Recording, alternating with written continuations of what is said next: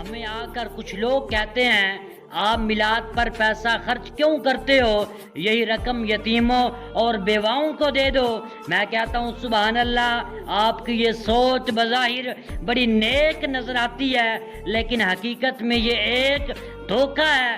اگر میلاد پر پیسہ خرچ کرنا غلط ہے تو ذرا یہ بھی آپ بتا دیجئے، آپ اپنی شادیوں پر لاکھوں کیوں اڑاتے ہیں، اپنی اولاد کی سالگرہ پر کیک کیوں کاٹتے ہیں، عید پر نئے کپڑے کے جوڑے کیوں خریدتے ہیں؟